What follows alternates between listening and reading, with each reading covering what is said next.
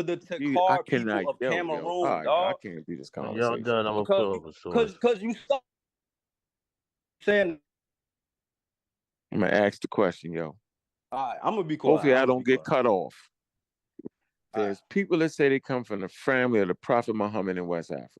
There's people that say they come from the ancient Israel. Am I right or wrong?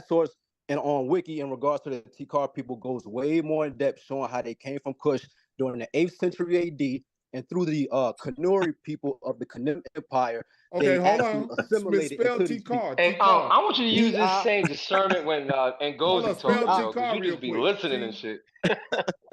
I'll be Tikar. listening.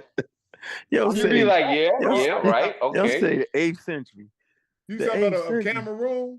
Hey, yo, The y'all can hear me? Tikar people of Cameroon, these people still wear the Let me share same my headdress screen real worn by the quick. kings of the 25th The dynasty. Cameroon is coming from Nile Valley. I give up on y'all. Look, man. look at how you gonna knock something you haven't even done the research to look at it. You biased and you're going against the scientific Yo, method. you the 15 thing you years preach. behind me on this subject. How about that? It don't matter. Hey, yo, You're 15 years. you got a It don't disadvantage matter. because you haven't read the black scholars from France, man. The French speaking ones, man.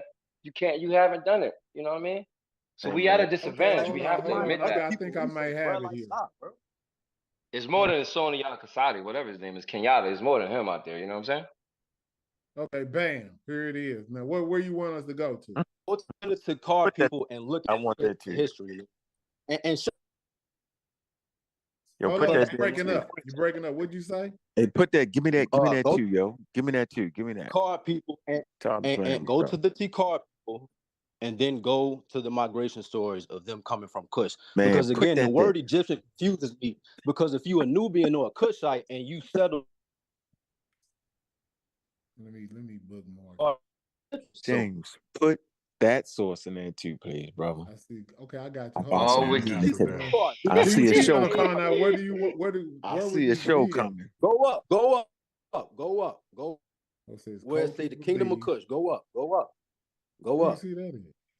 Go up. Man, You gotta. Man, Okay, can I I'm get going. Keep. Can I Look, put it's this? right there. Scroll up. It say the kingdom of Kush. Read that. Going up.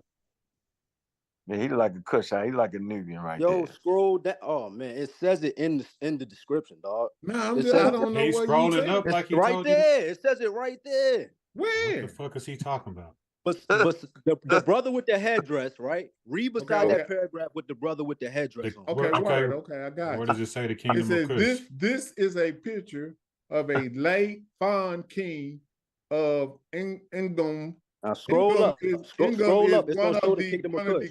the Tikar villages. Around his neck is an ivory collar made of elephant tusk. He carries. Scroll up for me though. Scroll up real quick because it's gonna show you the full thing. Look, you see the lake chat. Look, keep scrolling. Read the whole thing from man. Look, according to in boom oral tradition. Oh, okay. I see you right there. Come on, man. Okay. Oral tradition. And you keep saying right there like he know where you pointing or something though, bro. Chill. Okay, so you say right where it says according to boom oral tradition. No, keep going up. That paragraph before. That's where it starts. Oh, okay. I It's do right where it there. says. So it says the majority of the oral tradition trace the origins of the Kun people to the Nile Valley River in present-day Sudan. Some source further state that the ancestors of the Kun migration from the kingdom of Kush. And they got the source with it. So Hey, what? go now? by the 13. Go by the 13. And then they do have a source link right Go by here. the 13, yo. So hold on, I'm gonna send this to you. So he definitely showed and proved. No, he didn't. Okay. Well, that's This what I think. That's Hold what on it for said, me. man. Wait. Hold on for me. I'm gone, bro. I'm gone. I agree. Hold on. I that was agree. not Hold on. I agree that his source says that some of them oral tradition says that. Now I need y'all to agree. Do you agree that there's West Africans that say they came from Israel? Hey, keep Do you reading. agree Keep to that? reading. Keep Wake up. reading, man. Hey, keep Nah. Terrible stop talking it. point. Stop When it a now. nigga get Stop to it going now. in, He's niggas get giving to you feeling great some talking. kind of way. Kind of question. Come on, be fair, yo. If you're a Y'all student of be fair. material culture, Being you telling the should study truth. You the gotta be iron fair. Just say technology that they doing. I'm If saying be you're a fair, real, yo. Well, we know that's through colonization, huh? Come on. No, come on, yo. Bruh. Come on, bro.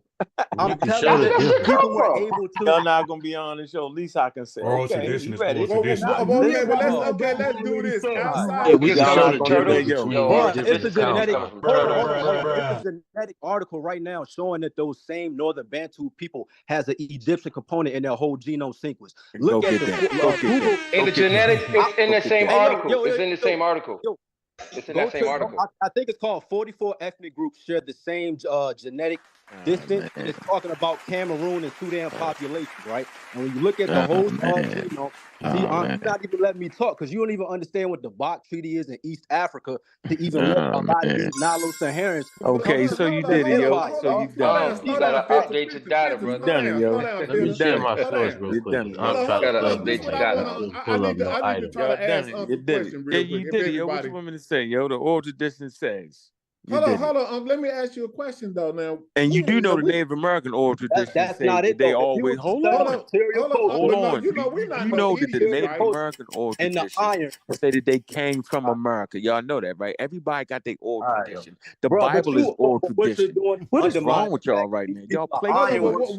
Hey, Play too much. Yeah, we gotta clean up the Play. floor. Come on, James. You gotta moderate. Make them go one at a time. Come I'll on, be man. right back. I'll be one right at a back. time. But hold on, let me ask Uncle a question real quick. Yeah, ask about oral traditions. Yeah, Don't I'm play with asking me, that nothing this is else. gonna be along those lines. So if I were to pull up a map and show you the proximity of this area opposed to the Nile, why would you say? And then what I would like to know is where would they get that type of reasoning to say that they came from that particular region? You know, because we have indoctrinations of people saying that they are Hebrews and all kinds of stuff. Thank We you know for being those are, honest. hold on, listen. But we know those are outside influences. Do you think that it would be by any chance, based on the proximity of them being right there next to Sudan, that this could In be possible? ironwork and Pan-African James, these people were Sudanese iron workers that they took from I the got it, Kingdom of Peter. Hold Monroe. on. Let me finish what I'm saying. So you don't think that, bro? Like, I feel your frustration, brother. That's why I'm asking this question, because I don't see how you could just totally, without looking at the primary evidence and what you even brought forward. I'm pretty sure he hadn't seen that before today. But when you looking at where he's saying, and then you just pull up a map, if I pulled up a map right now, they're going to be sitting right next to Sudan. So if somebody had if they said the oral tradition came from Arabia, then you would maybe have, but it's right next door. So why would you question that like it's like something bad or something, or that it's like something that can't be? Because I don't appreciate what y'all did to me today. I just showed you a choice. I don't know what else I can do. Let me ask you a question. What did we do? Let me show you what you did. Let me show you what you did. Hold on. We was having a conversation about archaeology, and I said, watch this. I said, pull an article. You can kill me dead. Pull the article showing Egyptian artifacts in West Africa or West African trading goods, right, in Egypt. This man go to oral tradition. So now I already know you're trying to trick me. You switched the whole. No, I'm showing you material culture. I'm just kind of cooking tonight. That's fair. I'm showing you material culture. No, let me finish what I'm saying, yo. My bad. We didn't get you the iron production yet. What I'm telling you is, bro, Yeah. Just if you got it, you got it. Like, cause I know what I got, so I don't gotta play around with it. I go. It's not about debating, though. I don't want to debate. Listen. I want to learn from you. I'm trying to learn from you. No, you don't. You Hold framing it the on. way that you want to. You said and that puts somebody in a box. So if they can't come up with I don't what know you about know the is not boxes. there, Listen, I don't know about the boxes. I don't know about no boxes. What I do know is he said guys like Unc. So obviously he been watching. He always do this note with guys like me. I just go get the source. I don't play with him.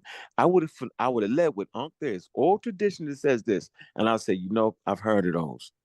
But that's not what we was talking about. We was talking about hard evidence, hard trading goods. Like I can show you from Mesopotamia that's in Egypt. That's what we were talking about. All you gotta say is, well, we don't have that, but we have oral tradition. I said, okay. And then I asked everybody on the panel a question.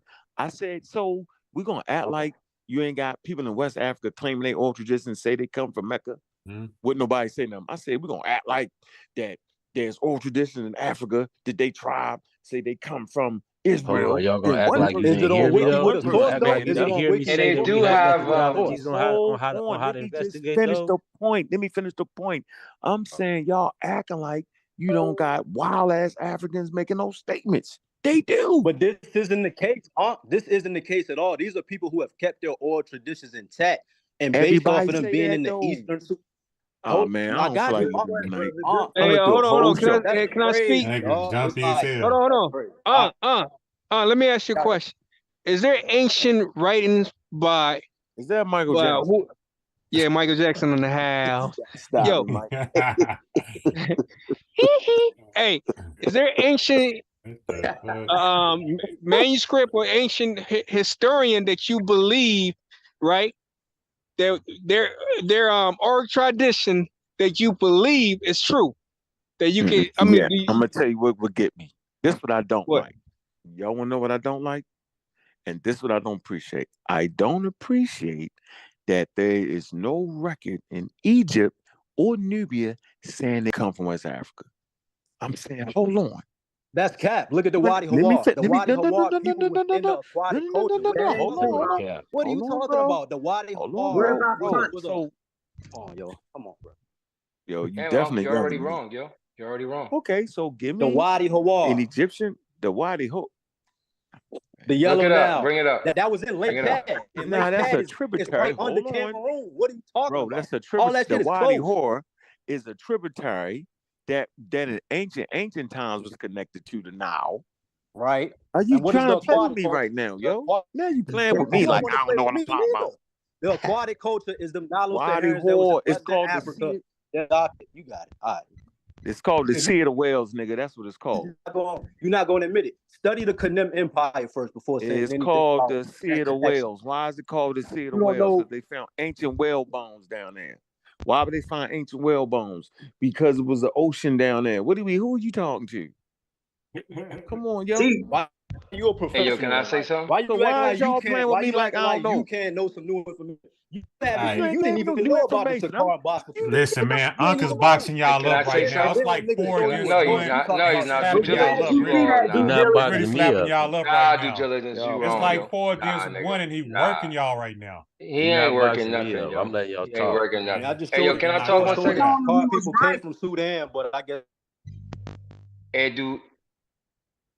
Peace. Hey, Go ahead. Yeah, somebody mic is breaking up. Can y'all hear me?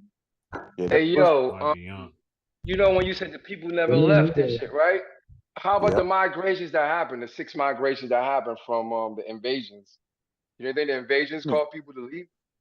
What you mean invade? Especially in Egypt. Like, no, I'm talking about the invasions of Bro, ancient he Egypt, don't bro. know By African the history, foreigners. man. The good chunk Hey, of the yo, black. I tell you All what, right, I got somebody. Hey, let me I read don't something know right African now. Let history. me I read bet it. y'all study groups to know African history, though. I bet Let me you read it. Let me damn read thing it. Let about me the read it. The 6 Test me. migrations, right? The 6 Test me. How migrations. come They you ain't know happened. what Wadi Hall was, yo? I'm gonna read this. I want to read this right quick because this is right up Unc's alley, right? And this is talking about the spread of parasites by human migration activity. The link. Excuse me. I already read it already. Somebody trying to play the game with that one. That's showing the systems on. Hold on. So what you say? See what I'm Why saying? is it game, yo? This is a source. Yo, so now you don't want us to read it because this is a read source. it. No, read the Hold source. up, this is a source by what you would call a certified pseudo, which is Kanji. See? Yeah, he be You faking out. already He fake named a the bell. brother. But hold on. He just like Ngozi, right? Nah, Ngozi more accurate than him. Candy versus Come on, man. Are you kidding me? Come on, bro. Check this out. Check this out, though. But, I am called. but check this out. Ngozi ain't no pseudo. Yo, come on, man. Hold up, this is just a small. Hold on, let me Candy versus pseudo. let me pseudo because you don't understand. Let me just show you something that I was just explaining to you, but you didn't even understand. I understand parasites. How you gonna try to act like the same parasite was in Egypt? Yeah, yo, I got all that already. See, well, let me just act like it. I've already talked to a virologist on the phone about that nonsense. I got a new word for you. I know everything. I got he a got new his word back for you. against the wall, boxing y'all up. No, he's not. If you would let Due diligence, stop it, yo. Y'all got his if back you against read the that rope, due but diligence, there's no way you would agree. Man, with y'all this keep thing pushing all up the on him. time. He keeps smacking the hell out of you.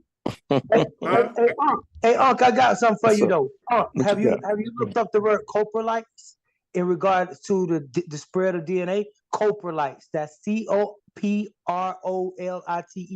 It's got something to do with the animal dung and the animal dung that's real ancient. I know you'll get it. So check that out, bro. We'll build on it later. I know this ain't the time. Hey, yo, can I finish saying what I was saying about the migrations, yo? Yeah, go ahead. Yeah.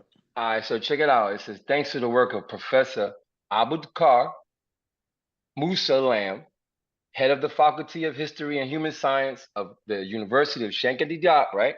In Dakar, Western Sudanic oral tradition of the migrations from the Nile Valley compiled by Yoro Dayo in the late 19th century were brought to light. Back on oral traditions. Right now, I'm just saying, because you said you wanted some, right? No, I saying go ahead. Yeah, All from right, you saying that they said it they says came from from the, Africa. listen, it said from the 7th century BC to the 6th century AD, scholars count 6 migrations from Nile Valley westward across the Sahara. Thus, oral tradition confirmed the Nile Valley origins of the people and the culture of Western Sudan. Each of the migrations described by Yorodo was precipitated by either invasion of the Nile Valley from outside Africa or the oppressions of the invaders' regime against indigenous customs, cultures, and people. They got 6 migrations that happened. And this is From Scholars where? agree to this. From where, yo? From Western Desert? Yeah, From Egypt. Nile. From ancient Egypt. What? He just said To from the where? Nile to the west. He didn't say no specific From the destination. I'm just western, saying Come from on, you west. gotta western stop desert of that. southern Stop Egypt. it. This I'm is just trying to pull showing you that the off. migration, Ain't man. no specific. Listen, in the man, middle of the I country. agree with y'all, but y'all doing a horrible job of making y'all's case, man. I do believe that there was, trading back and forth, migrating back and forth, but every source y'all bringing up so far, Uncle's just stomping it in the dirt, man. Y'all We How want was to hear that? that again, yo. Yeah, Read how was that that, again, yo? yo. West Is, where? though, got to do better. you saying that, but you don't even study material culture. I'm trying to talk with people who understand the human migration. That's what I'm saying. I feel like you can You add have something to the you conversation. have not But I brought up no feel like material culture. you Not how you to so belittle the biased people that I on show this you a line. source. We understand exactly what's going on, and your line of argument is weak. Beating y'all up. Bro, okay, pull up a Right map right now and pull up Eastern Sudan. Hey Look yo, up hey yo, Central don't let him Sudan, get you flustered, yo. He on Western some bullshit. Sudan. Don't let him get you Like, flustered, bro, man. I just showed you sources. Like, I Don't let just him showed get you you sources. flustered, bro. You talking, I took your ass 3 the hard way. I took your ass. You Hostile escape. You sound like a chill. All I'm saying is pull up the geographical area of the Eastern Sudanic Savannah, and it'll show you that Cameroon runs all the way through the Ethiopian highlands, and the Western Sudan goes from Senegal to Nigeria. And those people, if we're talking about geography, the Savannah area, come on, like that's what I'm saying. If we're gonna talk about it, let's talk about watch this. See, this is what I'm saying. He's absolutely correct in come that on, statement man. that they call the whole southern Sahel the Sudan. They called it from And they east call all that the the way land of the from blacks. east to west. Excuse me? They called it, the Arabs call it Balad El Sudan, meaning you break up, you breaking up. all the way to Senegal. It's Yes, called that's correct. That's a fact. That's fact. Good, because the Arabs named it that. Like, so I can Wait, can't nobody even comment before I even get the words out my mouth? He said, no. What the hell is going on, Pan African James? Hey, calm down, man. You had a baby? What I'm saying is they did that because of the identity of the your cultural mama. Continuity. Your mama. Nah, we're not come on, y'all got to chill out, calm man. down. Don't do that. Let me just answer why I did that. Because He I was said saying your that mama, they y'all identified those people culturally Your across fat the southern grandma. Sahel. That is why they give them the same name. But go ahead, Babylon. It's called the Sudanic Savannah. Like, if you connect people to geographical areas, like biomes such as the Sahara, the Savannah, desert lands. You look with these people, certain ethnic groups, and they practice certain such as pastoralism, agro-pastoralism. So it's like, I mean, I'm not trying to make nobody believe nothing. I'm trying to send sources. So it's like, hey, yo, question, yo, why would somebody go to Egypt, yo, at 3500 BCE? I'm just question. It depends on what group of people you're talking about. So you saying, let me get this straight. So you saying that Egyptians migrated all the way from Egypt, no. miles I'm not making that connection from Egypt and lived there. Why would you leave the Great Nile Valley to go live in West Africa? No, hear me out. I'm not saying that either way. Hold on. Let me answer that. Great Nile Valley. Let me answer that. Calm down. One of the reasons that you would do. How you gonna ask me a question? One of the reasons that you would do that. And he cut you off. It's a lake. It's a lake at that time, which is a water source. So that is the reason why you leaving water. You leaving water, yo. Yeah, but it's another water source. And so I'm telling you that really? the Eastern Sudanic Savannah runs from the Ethiopian highlands to Cameroon. So it shows you how these people from the Middle Nile. Say that again, bro. Okay, pull up the geographical location of the East Sudanian Savannah and the West Sudanian Savannah. These areas span all the way across Africa. I don't know what time period though. Different climatic weather changes, patterns happen, the desertification, all that. Don't just howl it out. Let's just stick to the. Let me go. Let's just stick to the dynastic times from the end of the Roman period. The Sudan Savannah in regards to 3000 BCE. No. Okay, 3200 BCE till. I'm just trying to get the times together, and then we're gonna see what the shit was looking like. Go ahead. All right, so 3000 BC. Hear me? Give me 30 seconds. So it's a lecture by a PhD that's referencing Kerma and those middle aquatic cultures in the Sahara when it was green, right? I saw you Yeah. make videos about that, so I'm acquainted that you know about it. I'm not, you know what I'm saying? Yeah, But but there when ain't you no look at the Egypt yet. Sudanian No savannah, Egypt that's yet. a Yo, little there was bit more aquatic below. cultures. Ain't no Egypt yet though. Yeah.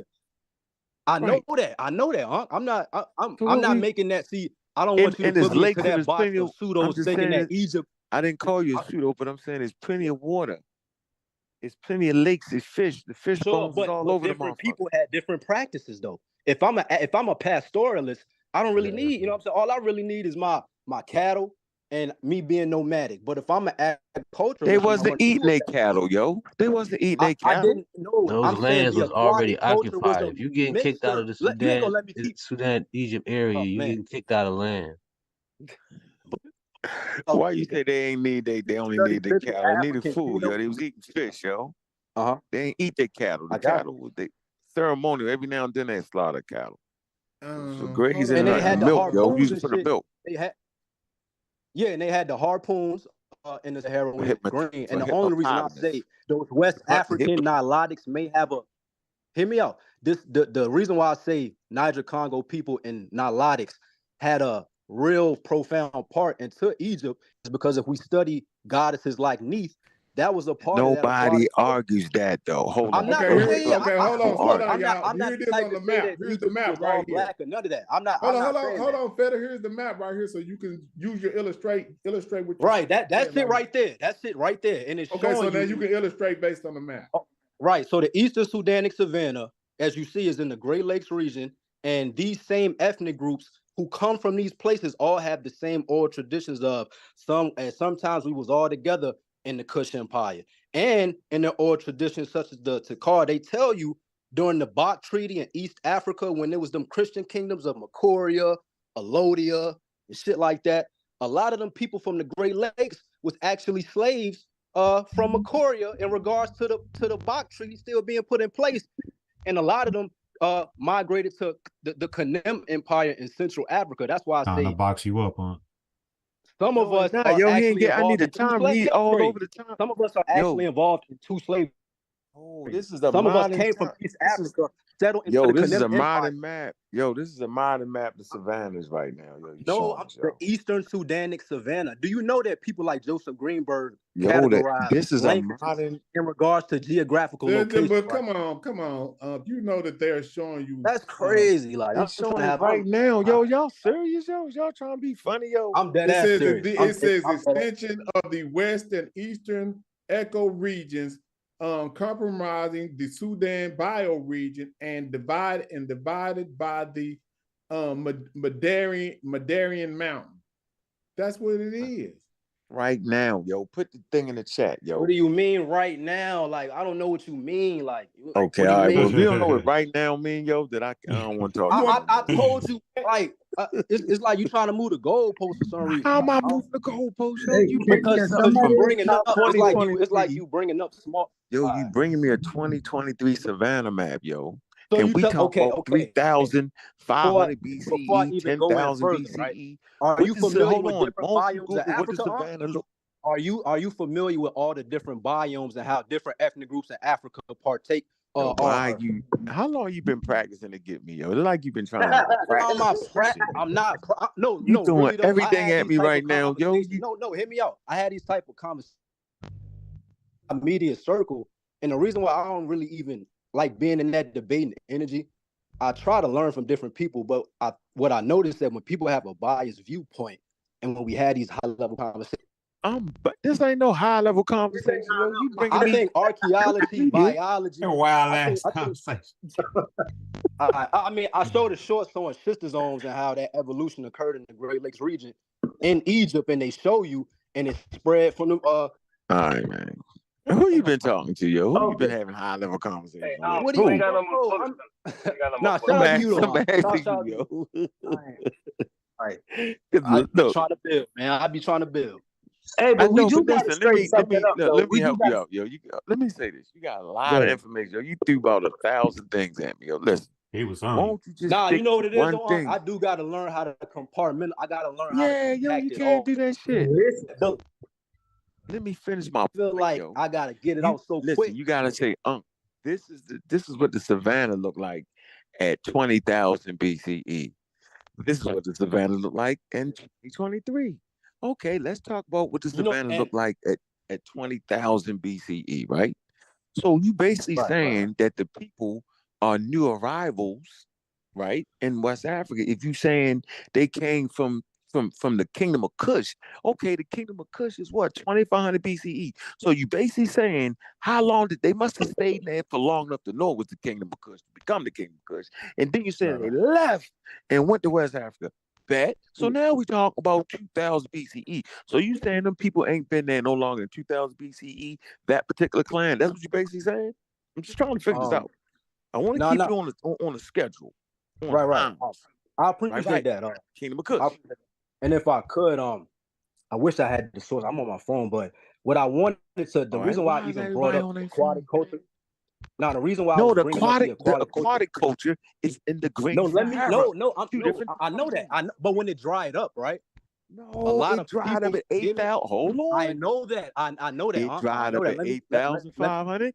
It went back green at 7,500. It fluctuated I know that. back They and say forth. at 5,000 BCE. So why are you? It was desert at 5,000 BCE. Why Can you let me talking land my about that? plane though? Can you let me land my plane? You don't even know what I'm about to say. You drove off with the plane while I was middle of talking. No, I'm trying to. I'm trying to.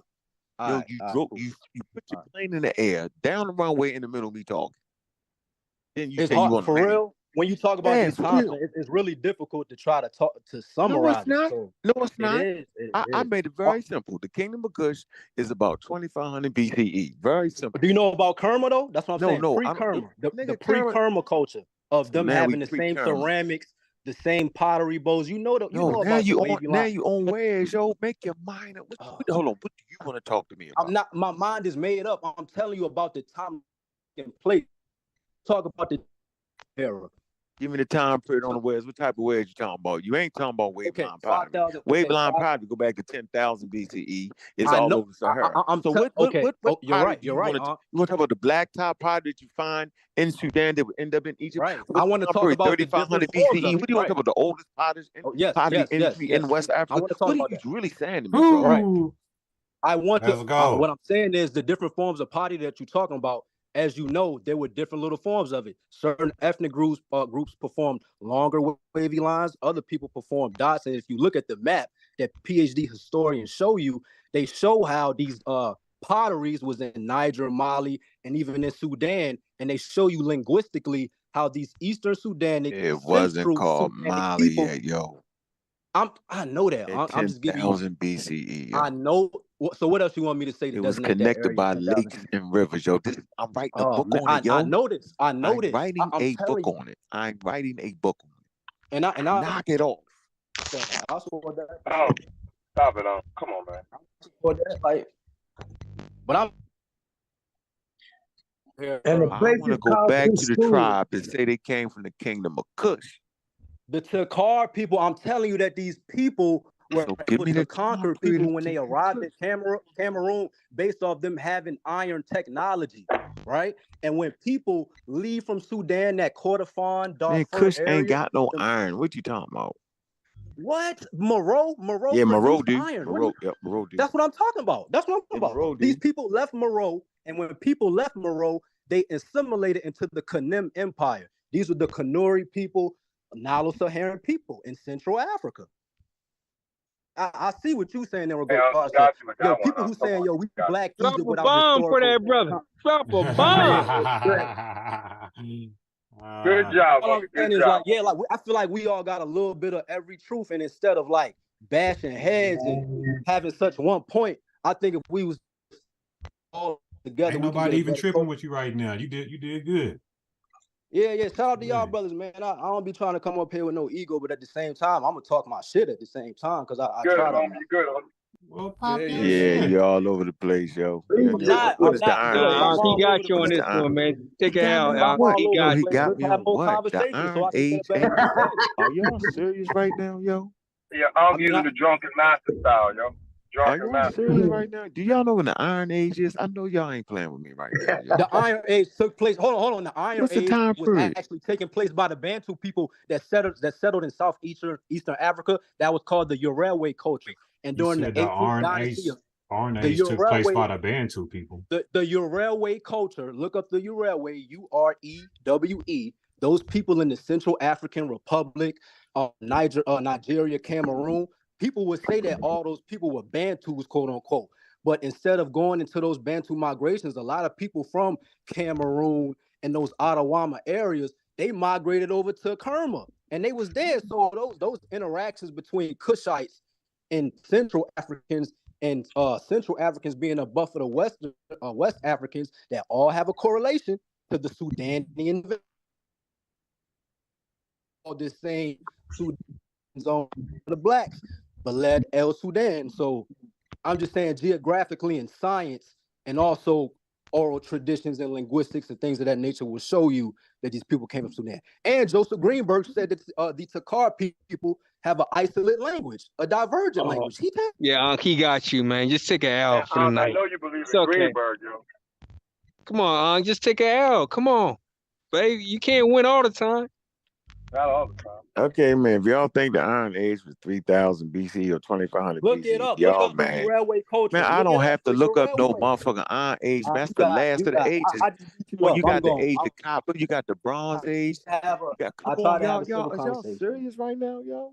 Yes, Y'all look cannot up the be serious. Urelway culture. I'm Look up trying the to tell you Bantu the Egyptians expansion. did not have iron, yo. I don't gotta look up nothing. Look at the hell's wrong with New y'all? Kingdom. Look at the New Kingdom. Look at the New Kingdom. Boy, this is crazy. Because now that's Look it the up. Iron Age, yo. Look it up. You That's ain't the pull up Iron nothing Age. yet, huh? You ain't pull I up don't nothing. gotta look it up. I don't gotta look up when What the do you mean Iron you ain't Age gotta is. look it up? What do you mean pull up? Because I know If what the iron fucking was Iron in Age Nigeria is. and Cameroon and it migrated into Eastern Africa via the railway culture. Look that up. That's all What I'm that saying. got to do? Yo, do you know you running around crazy right now, yo? I'm not. I You got done went Hold from on. the So Kingdom what of I'm Kush. trying to say is, I got a rebuttal Egypt for never everything. had an Iron Age. That's what he's trying to say. So I didn't say that. Maru. I Oh, said my fault. I apologize. the Assyrians came in with iron weapons and beat the Egyptians. That was 700 BCE, yo. Are the Kushites Egyptians? They defeated the Kushites, yo. They beat the Egyptians. They had weapons of iron. You can read that in Destruction of Black Civils. They ain't have no damn iron weapons when they stand them fucking stone swords and shit. The fuck is going on right now? Man, let So me you get off telling this me damn iron? show. So you don't know about the history of iron smelting in Central Africa? Are you Obsidian serious? blade. Fuck outta here, got an man. Stop obsidian it. blade. Man, stop it. That ain't no iron blade. No, it's harder than I iron. got It's a meteorite. Okay. Now We stop talking playing. about They had Now this iron, Babylon they had something. iron smelting. No, Don't you do prove. that. Hold Now on, that's brother. crazy. You proved my point. I said stone weapons. You just proved my point. Thank you. Appreciate you, bro. I didn't. Right. Thank you. I appreciate y'all. Yeah, I swear. I But now came look back at that and won. source though. Look at them sources I Yo, sent you in regards to the T-Car people. I'll be winning, man. I swear. But nah, shout out to you though. I'm about to head up. I gotta go back to work. Shout out to you though. Shout out to everybody else, man. Appreciate you, brother. We're gonna keep All right, studying. man. One day we're gonna slow down the conversation. No, I got you, Unc. I got you. Yeah, you just took everything you just studied over the last 10 years and put it all together in one pile. You wow. For that one. I'm Appreciate wild you though. I appreciate That's crazy you. how you end with the pod shot. I tried to show love, but go ahead. Yeah, he anachronistic. All right, peace. You don't know shit about African ethnic groups though. So that's all I'm saying. Pull up. Okay. You don't know about Central. You don't know Do about y'all Central ever Africa. end the point though? Do y'all brothers stop the point and then let other people get in, man? God, Yeah, I'm going. Damn, the point done. Okay, check it. Hey, Pan African James, can I share my screen? Oh, you going to share the screen? Y'all trying to share the screen? Y'all pull it funny. up. Y'all I'll get see like if I this. can let you share it up. It'll just automatically let you share. Maybe Smash might got control of it. I'll see. Just share it and see what happens. Okay, I put my link in the back chat. No, you didn't show your screen. Just try to share your screen and see what happens. I'm doing it, bro. It didn't let me do it. I just said that. Okay, well, hold up. So where is the link? When's your next debate, Unc? I'm taking a break. I'm finished. I got 2 books I'm writing. I need to finish. Okay, Babylon done. I don't see. Okay, well, I do see a link. Okay, It's that's got what's up. something to do with kairoscience.com. Cairo sharing Senior, right yeah. now. Hey, Yeah, it's letting me share right now. Yeah. Hold up. Let me see. Y'all can go ahead and talk. It ain't going fast, so I gotta wait on it to do what it do. Well, like I said, I don't know. I think I'm feeling pretty much bounce up out of here myself. So I don't know where Smash is at. No, I'm right here. I just came from the bed. I was like, this since Yeah, it was yeah, cracking, I was finna- letting it stay cracking. I wasn't Yeah, about to I close think it I'm down. gonna roll out, so I don't know what's going But still, on. it's Babylon. You present something, go on and present it. Thanks for holding it down, James. All Hey, right, thank you, Smash. I'll holler at y'all. Peace. All right, Yeah, hey everybody go. James. Hey, Pineapple, you James. Nah, This I'm for lit. you though. You running that. No, hold up. If it's something you need me to see, I will. Yeah, stay yeah, focused. you need to see this. James said, "Well, hold up." Okay, Okay, so go let me ahead. go on and read it. It's a very short article. I got two. I'm gonna show. They already peer reviewed. Look at my fleet, Cairo Science. Okay, you'll see National Geographic. This is what it's from. Broken link Let's on get that one topic. though. It's a Okay, broken now I'm link. We can't talking, source so it I up. don't want to have to talk over nobody. Y'all If it's a already broken talked. link Y'all though, already you need to can't talk. source it Let up. a It's a nigga talk. broken link. Can a brother talk? Okay, I want to just finish. All right, National Geographic's DNA analysis concludes that Egyptians are only 17% Arab. All right, so let's just put that on the record. We don't need to argue no more. Is no such thing as the Egyptians are Arabs. That's out. Nah, you using bad data. Here we go. We Okay, went that's over what it all sounds this. like. That's Go why they ahead. still. Yeah, they talking about So that's the demographic. result That's of that 20. demographic, right? Yeah, That's yeah, 2017 joint. Yeah, you on that 2017. Anytime you hear 2017 with I already DNA know and what time it Egyptians, is. you should know Hey, what's other going than on. that right there, are we gonna get to something and you gonna pull up a source to refute it, or are you just gonna tell me it's old and that right there? Yeah, gone boy. It's a I source. like the source though, Babylon. No, a Trust me, I few ain't gonna things lie. happened in All right, 2017 can with I that finish DNA. though? Can Go I finish ahead, go though? ahead. Can I finish? Reggie about to beat you up. Here Because come I know Reggie. that what y'all know. We're gonna make Reggie the new host. Hold That ain't on. got nothing to do with the source. I gotta lay So it I down. pulled up a source. I've been had the source up. I heard Ngozi talk around it. Everybody been letting people skate around and do all type of stuff about who the people are. Now the source up. I'm telling you, the people in Egypt today, modern day, are not no Arabs. They are 17. I agree with you on that though. Okay, I'm just gonna I talk just though. said that Okay. source right there is a Okay. broken link. We can't source it Yeah. up. Ad lib, ad hoc, whatever. Okay, It's so not. now Go National Geographic. click the link, yo. Good Lord. National Geographic answers the age-old question of whether Egyptians are genetically Arab or North African. Now, I want the people to understand one thing, though. When they say North African, they are absolutely separating North Africa from sub-Saharan Africa. I want to repeat. That's when they say retarded. North That's Africa, retarded, yo. they are absolutely separating North Africa Wow. via the Sahel. God damn, man. I know. You need to Why would you do that though? Why would you do that? Niggas been Give us the cheering you reason. on, saying you No, right. no, he's not doing that. He's saying that's what they doing. And then nobody can't even talk while. What's up, bro? I'm cheering you on to yo. Go ahead. Yeah, I'm saying, but that's cool. You can say that after I finish, bro. What's up? He ain't saying go ahead. Just go ahead. Go ahead, bro. God damn, I can't He go said ahead if what's- a nigga don't talk while I'm talking. Just Tell him to go ahead. I feel you, but damn. Yeah, understand that. Okay, so the Man, article this reads, dude can weird. you guess how much? Can you guess how much of Egyptians' genetic makeup is North African? The results will surprise you. There are some Egyptians who believe they are Arab and others who believe Egyptians are not African. But according to National Geographic's research, Egyptians' cultural DNA origins are more complicated and varied than we think. National Geographic's Geographic Project created a graph showing the global genetic makeup of nationals in each of their respective countries. The calculations were made based on the analysis of hundreds, not 1, 2, or 3, hundreds of DNA samples since the project launched in 2005, not 016, 2005, and have made some conclusions that will come as a complete shocker for many Egyptians. According to the project's calculations, the majority of Egyptians' DNA is comprised of what? 68% North African genes. 68% North African genes. Go argue with National Geographic. However, Egyptians' DNA makeup also shows that 3% originates from Southern Europe, so they're not white. Only 3% from Southern Europe. 3% from Asia Minor, so they're not Asian. 3% from Eastern Africa, so they're not just saying they're Ethiopian or from the Horn. And 4% from the Jewish diaspora, that means up there around the land of Canaan. They just 4%. So there you go. Everybody know that modern day Egyptians are 68% North African. those people are African. Now watch this. What is most staggering about the report is that nationals of the Arab Republic of Egypt are only 17% Arab. So the people that you call in Saudi Arabians, them niggas only 17% Arab. They not even real Arabs. Y'all been tricked. Let's go ahead, compare to the other 3 Arab countries on the list. Egypt comes in 3rd place behind Kuwait. Now remember, Egypt is 17%. Kuwait, whose nationals are 84% Arab. They the Arabs. The people in Kuwait are the real Arabs. They 84% Arab.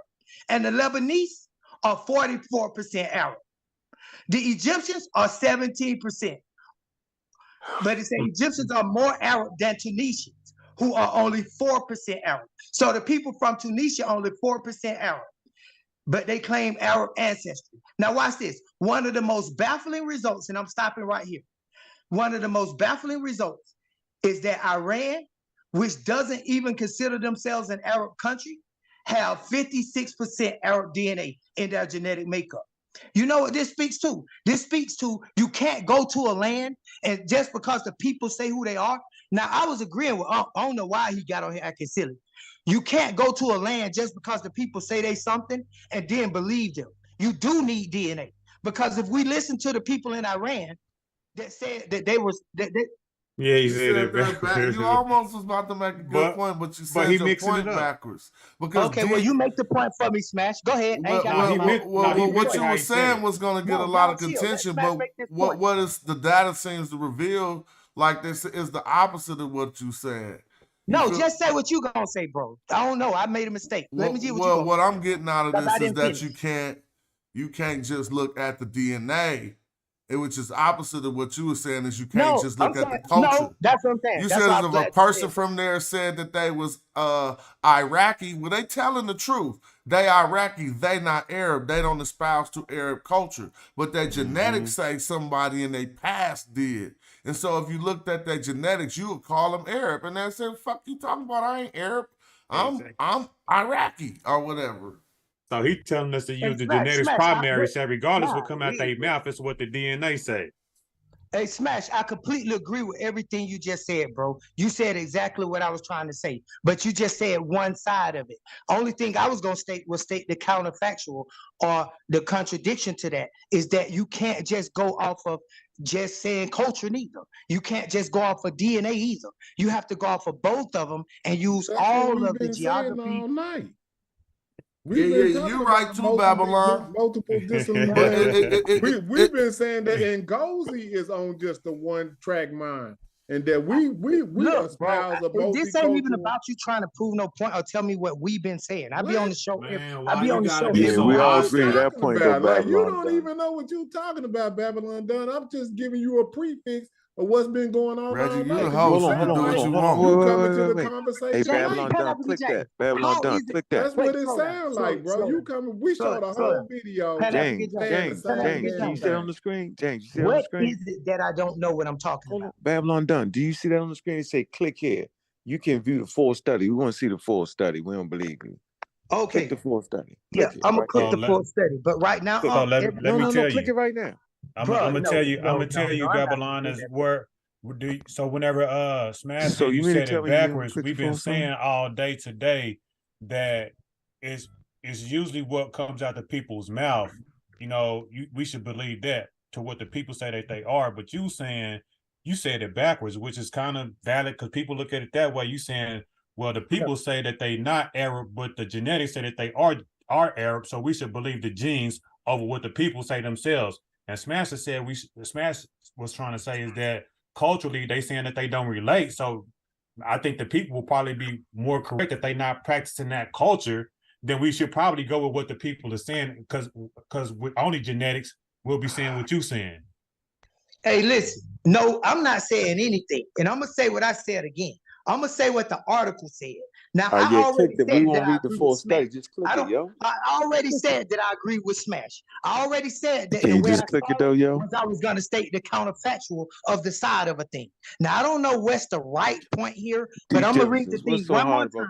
If somebody will shut the while I read. Okay. So now the thing goes this way. Compared to the other 3 Arab countries on the list, Egypt comes in the 3rd place behind Kuwait, whose nationals are 84% Arab, and the Lebanese, who are 44% Arab. Egyptians are more Arab than Tunisians. So they trying to show you right there by saying the Egyptians are more Arab than the Tunisians. The Tunisians claim to be more Arab than the Egyptians. But the Egyptians 17% and the Tunisians only 4%. So they're showing you the contradiction there. That's one of the statements I'm showing you. They're showing you the counterfactual, that you got a group of people like the Egyptians that claim to be Arab. They 17, the Tunisians who claim to be Arab, they 4% Arab. They less Arab than the Egyptians. Why don't you keep reading, yo? Okay. So I'm going on.